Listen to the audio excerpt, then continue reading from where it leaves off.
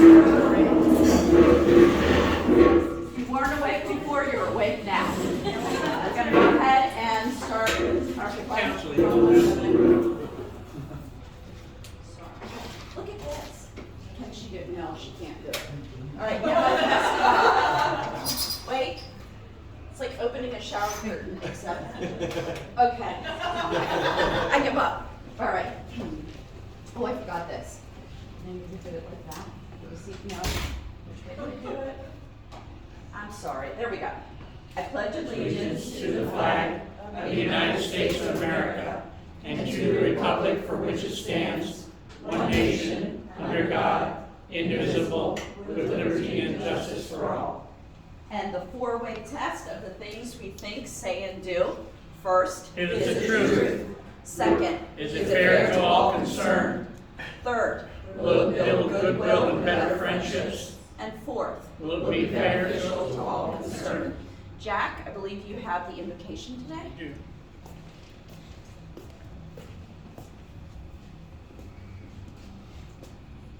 Bow our heads, please. Thank you, dear Lord, for the food you put before us and those that have served it.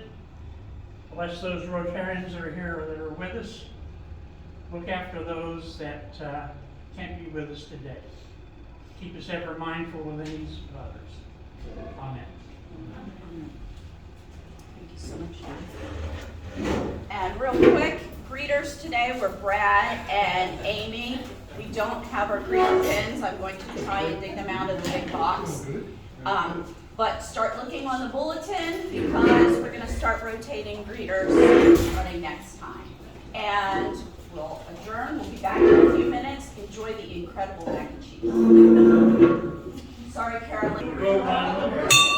Now try not to do it so loud this time. We're going to get started just a little bit early because we have a lot to get through today. And Jack is so kind to step in as Sergeant of Arms for us while Melissa couldn't be here. So thank you so much, Jack. Do we have any visiting Rotarians today? No? No visiting Rotarians. Okay. Any special guests? I know we have our speaker and our student of the month here, but I don't see any other special guests. So move on. On Zoom, we have Carolyn Klauser. Hi, Carolyn. And I would like to give a special shout out to someone who is usually a Zoomer, but we actually get to see in person. Marvin Worthy. Woo! It's great to see you. Special Rotary recognition, Lynn St. Clair, who is, I think, on a vacation or a trip somewhere. She's in training up in Altoona. She's in training. Well, that might not be quite as exciting. But who knows? Ed Straley and Frank Stern, so I don't see either one of them. Newest members, both our newest members are here, Chris and Rudy. Happy dollars. Is anyone feeling happy today? Danielle. So I'm really happy. This happy dollar. I gotta do this so that Carolyn can hear what's going on. Okay. Hi, Carolyn. Can you hear me? All right. So this happy dollar is for Wyatt Hubert. That's his name. He was our chicken at Chicken and Stuff this Monday, and he did the best dance, and he had so much energy. If I just had an ounce of his energy, I would be like bouncing off the walls. So he was amazing, and he got tons of beeps and all that stuff. So I thank him for filling in for our chicken.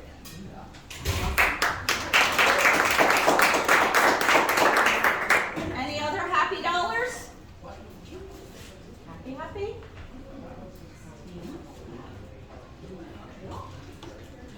14. $240 for Julia and little daughter Natasha. She just about sent me a message saying that she made it to the United Kingdom. She is 45 miles from London, and she's going to be hosted for 6 months in a home, a family for doctors, and they own a llama farm. So in those 6 months, I hope that she can apply for a visa to the United States. Thank you. Thank you. Is there any other happy dollars today? And we are going to move on to one of my favorite things in the month, that's Student of the Month. And Mrs. Alice Bingaman will come up and she's going to introduce our student. And Alice, you may have to hold this. I know. Stand back here. That's, I kind of decided that's maybe the best. All right. I've met most of you before. I'm Sam Bingaman. I'm a math teacher at the high school. And as you've probably heard, this year's been quite a challenge for us. And May is almost here, and that's great.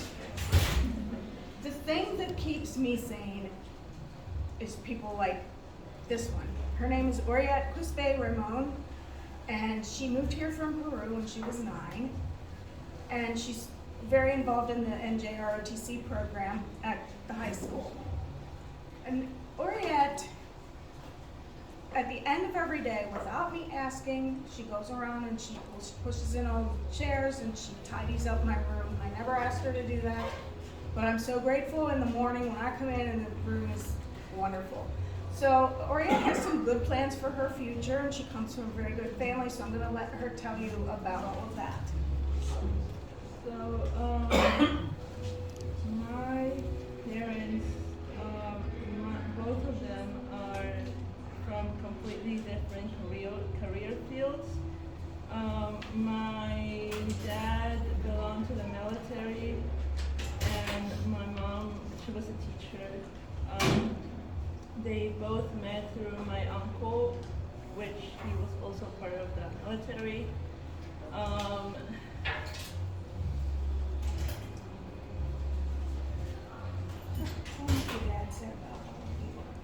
My dad said that I was so lucky that I got into like a college or like be here in the United States, because that's what most people are thinking about. Many people that are from Hispanic countries, they come here to get their own future.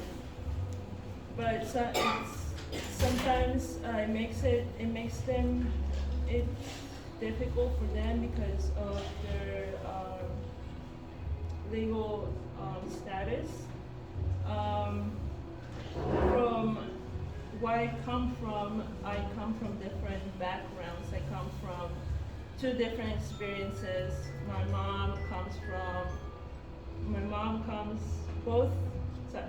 Both of my parents come from different experiences. For example, my mom comes from poverty, not like extreme poverty, but like she and her brother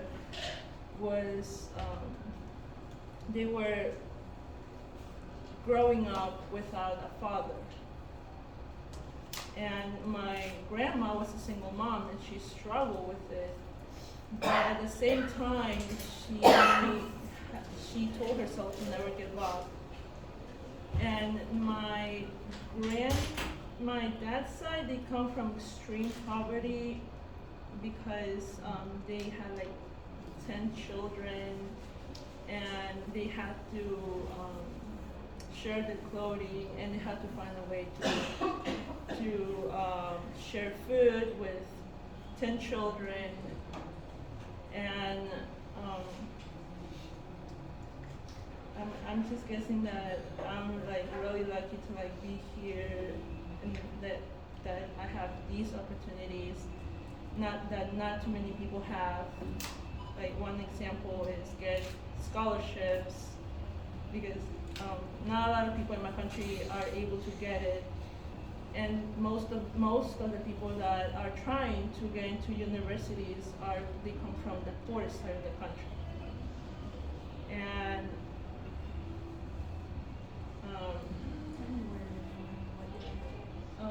I'm going to Shippensburg University.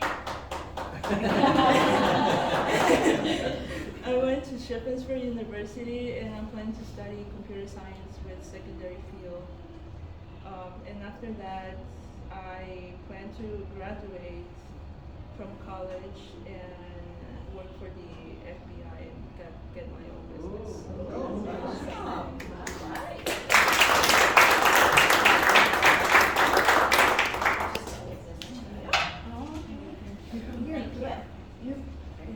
Yeah, we'll do a picture maybe?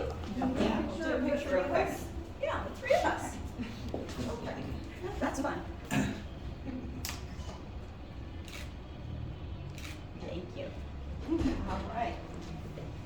Thank you so much. Great choice, chicken for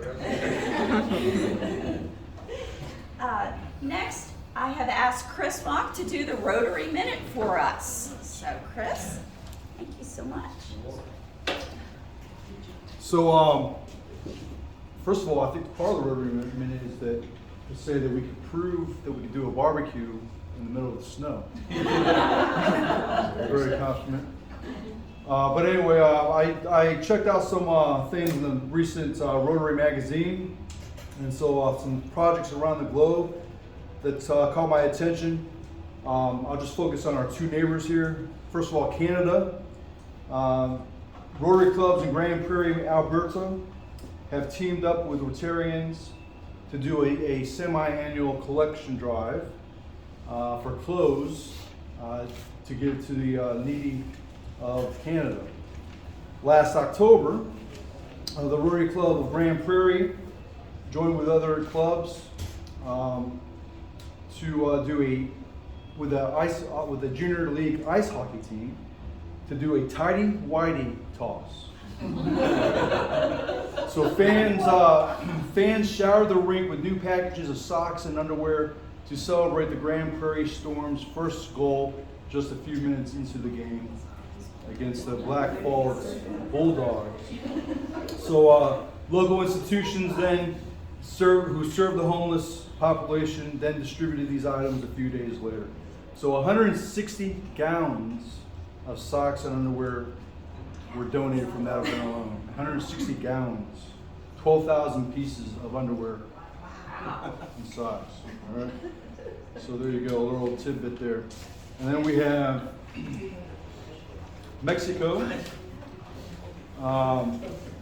After flooding in July triggered landslides, the Rotary Club of Zapopan rushed in to give clothing and other items to 100 families displaced by the disaster. And the quote is, "We provided pantry items, about 50 bags of clothes and soap, antibacterial gel, and other items for each family," said the club's president. The effort, mobilized by 7 club members within a week of the tragedy, was assisted by individuals from the local community, and they delivered the items to El Colai, which lies on the outskirts of Guadalajara, about a 20-minute drive from the club. So 2 great items there about Rotary. Thank you so much.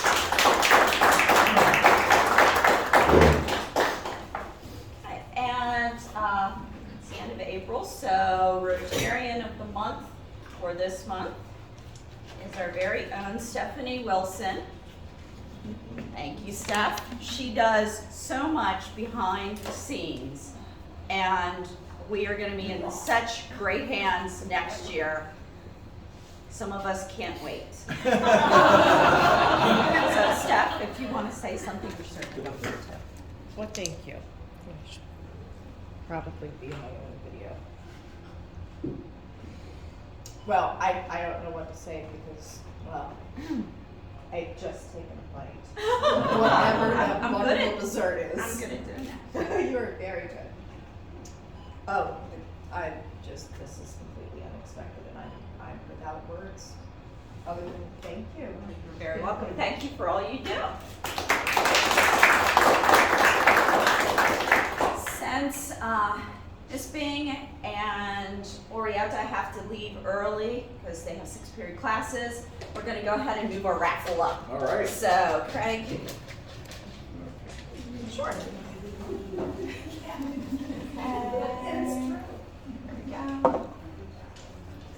Okay, last four numbers.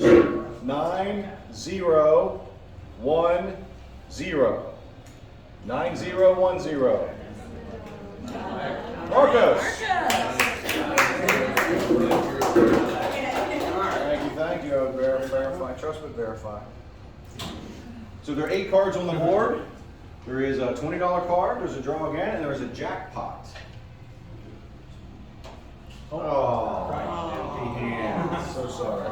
More money next week. It was $329 today. Awesome. All right.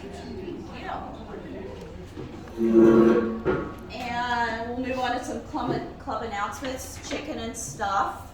If you haven't paid for your chicken dinners, please get that money to Bob Fisher. Sue sent out an email with that address. And thank you for all who participated. Do Cindy, Brad, or Sue want to say anything? I can't. I can't, I'm still cold. Sue is still cold.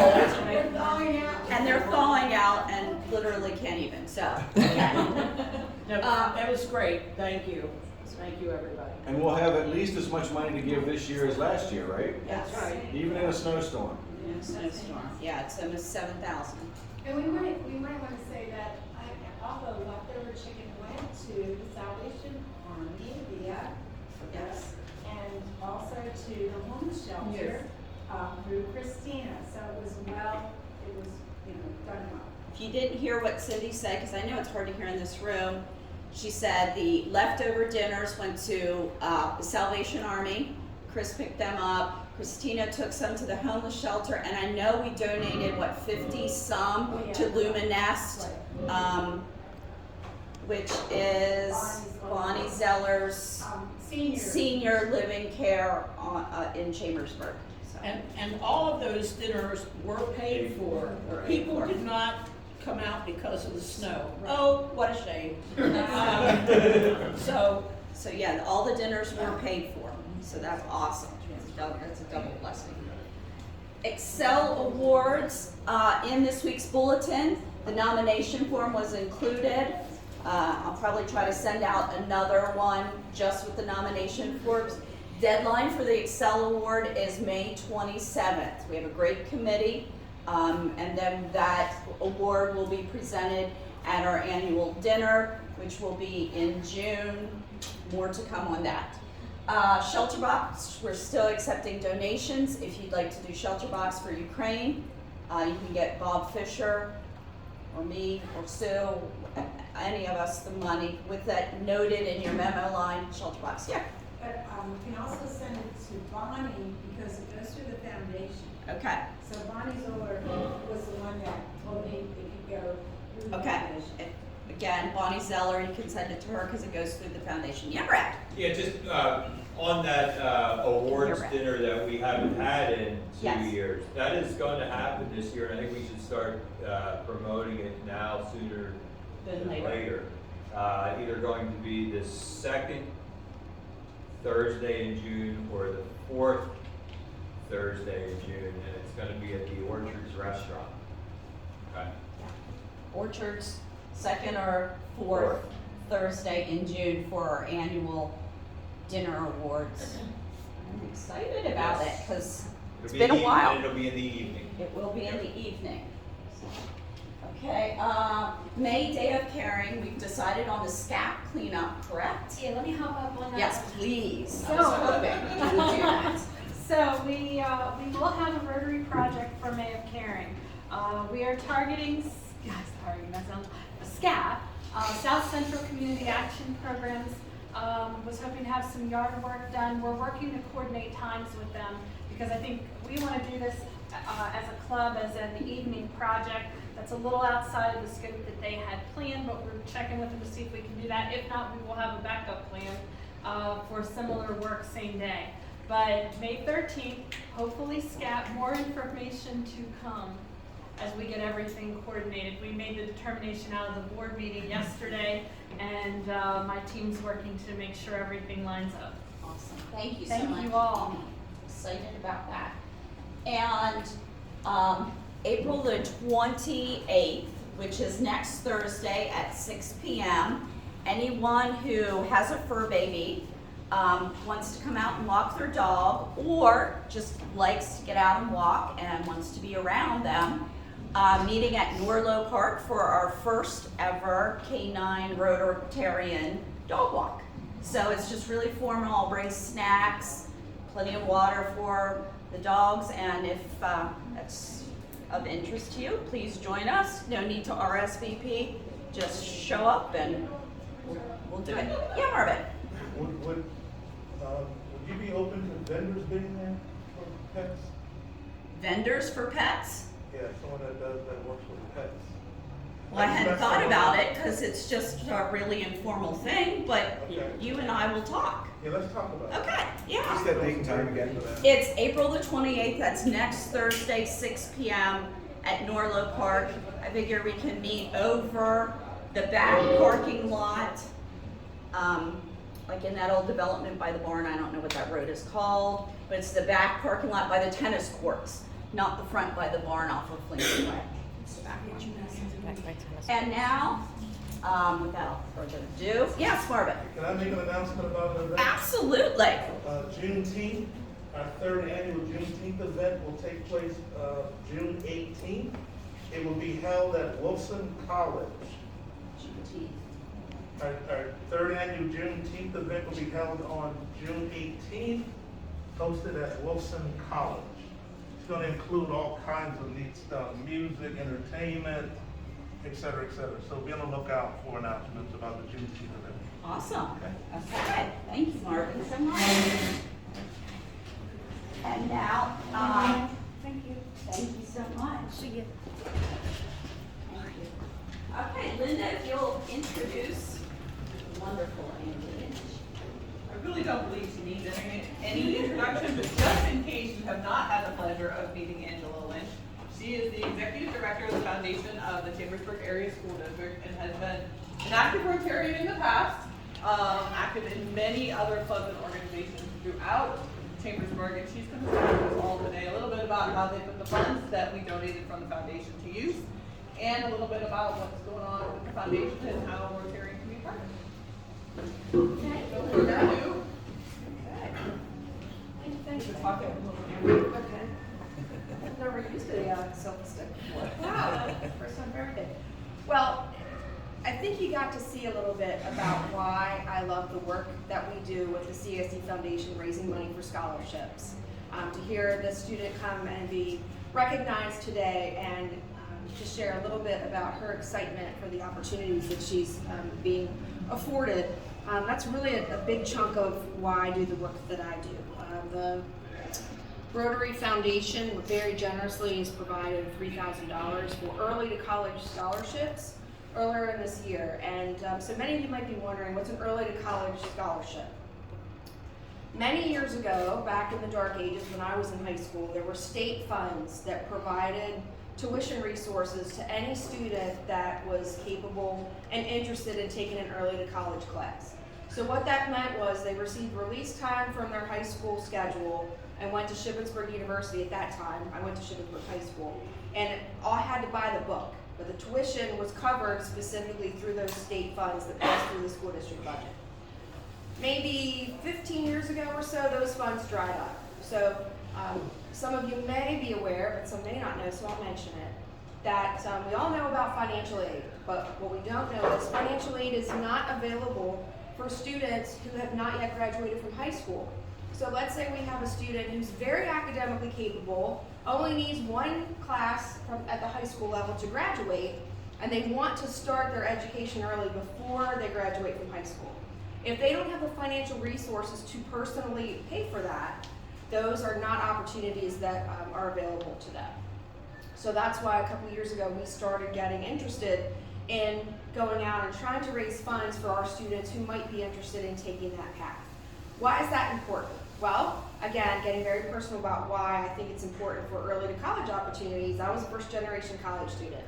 I can absolutely, without a doubt, God is my witness, tell you that if I had not taken 2 classes at Shippensburg University as a high school student and learned study skills and developed an understanding of how the college and university setting worked, I would have gone to Penn State, probably dropped out after the first semester, right? So this way we give students that opportunity to earn college credits while they're in high school, while they still have their safety net and support network around them, and while they still have access to their school counselor and to counseling at, like Linda's office at Wilson College. So that's one of the reasons why early to college is, why I'm so passionate about that, is it really does break down barriers for a lot of our students who otherwise would not have access. And a lot of those students are first generation, or perhaps they have a single parent or a single income household where they simply can't afford to pay out of pocket for a class or 2.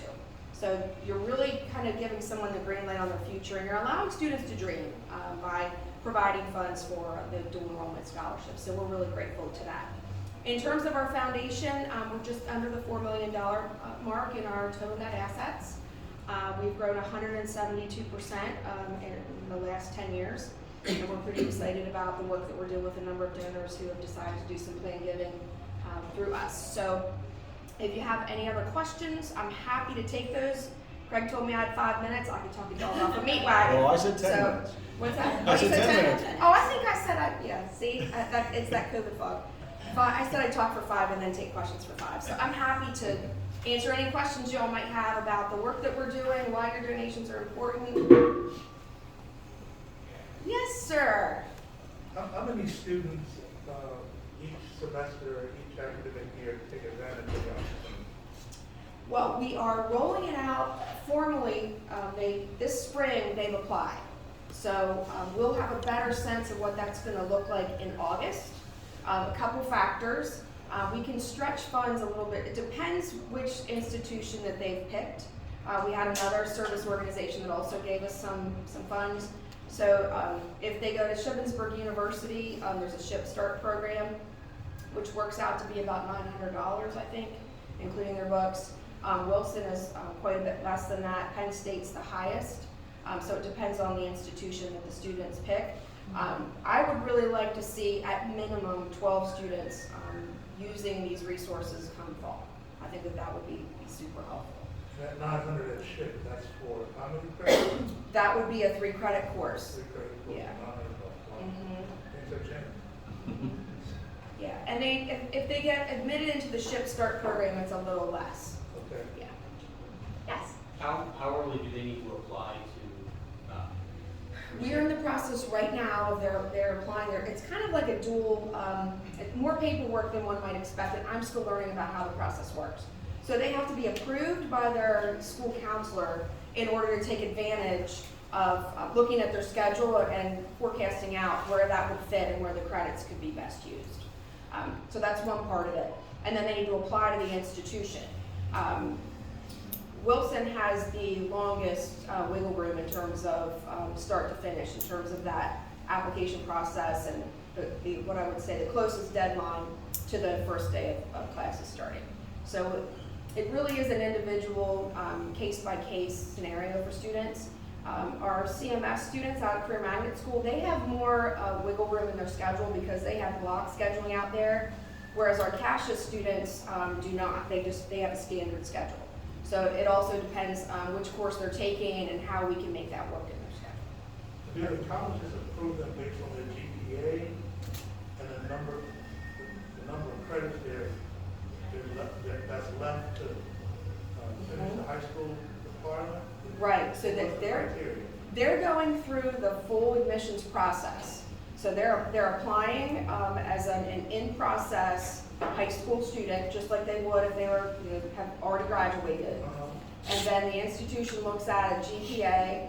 Of course, they're not looking at financial need because it doesn't matter.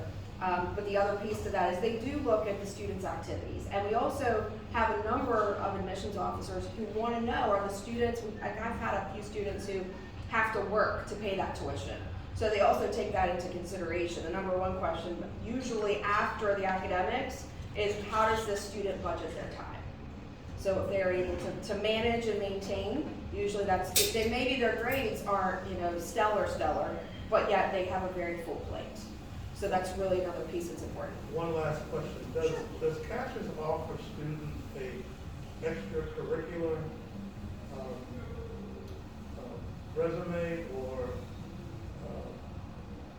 same thing you do with grades, right? I'm sorry? What's the grade thing? I can't think of the word. Oh, their transcript? Do you have an extracurricular transcript for students? Certain things, if they're extracurricular but they are credit, go in the transcript. So something that's outside of the regular school day, like some of our music programs, JRTC, I think marching band is one. They also can use up to, I think, if they play 2 sports, they can use that as academic credit. But in terms of everything else that they're doing, at this point in time, I don't think that that's on the actual transcript. We do encourage students to do a very formal, extensive resume above and beyond just their academic coursework. So we do ask them to document it, but usually that would just be part of the admissions process, or the student would include it as part of their essay. Some schools are doing it. It's pretty cool that you have both an academic transcript and an extracurricular activity, not just in schools, but what kids are connected to outside of the school. It sort of creates a different overview of a student, not just their grade, but the fact that they can manage all those things. And employers love it as well. Absolutely. Yeah. For those of you that I don't know, in my last life, I worked in higher education administration and did a lot of work with the transcript that Lauren was talking about. So. The applications that we got are our foundation for our scholarship. The kids all had just this tremendous resume that showed it wasn't just the academics, but it was extracurriculars, it was volunteer things that they've done, it was work things. I mean, I think you guys do a terrific job helping them put that all in a document that was really helpful. We try. Any other questions? How do kids benefit by doing it? I'm sorry? How do kids benefit by doing dual enrollment versus just staying in high school? Well, I think there are a couple things. First and foremost, it's getting out of their comfort zone. It's making connections on a different level. It's plugging into the higher education environment, which is very different than their K-12 experiences. I think the way that we teach and the way that we process information at the collegiate level is very different. Even though we're very much cutting edge and we're technologically based now at the high school, I still think, having just recently taught at Wilson, it's a very different expectation for students.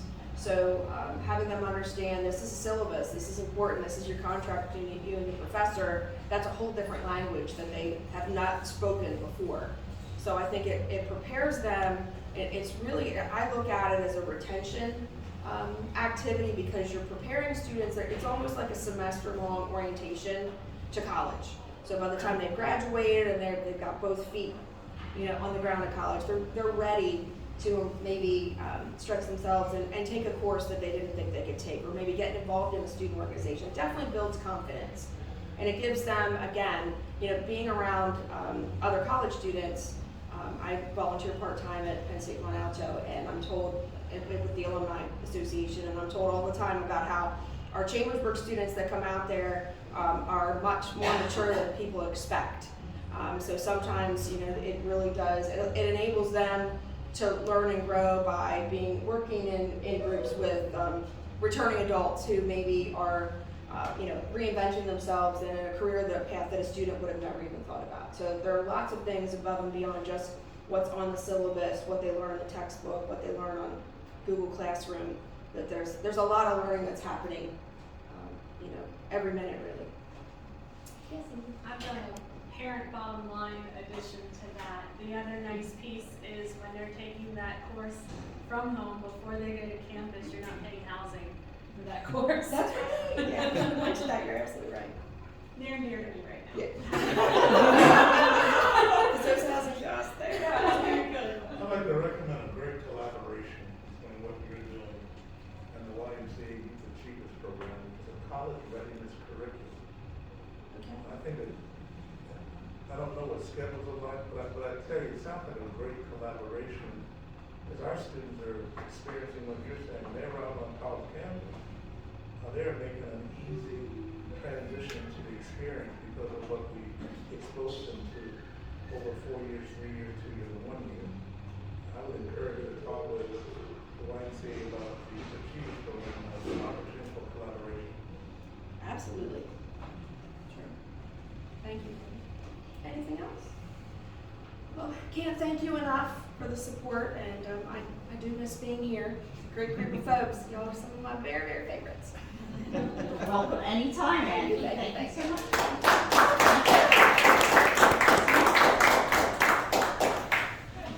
Our next meeting will be Cinco de Mayo, May 5th. Totem Pole Playhouse will be our speaker. So I hope to see you all then. And with that, we are adjourned.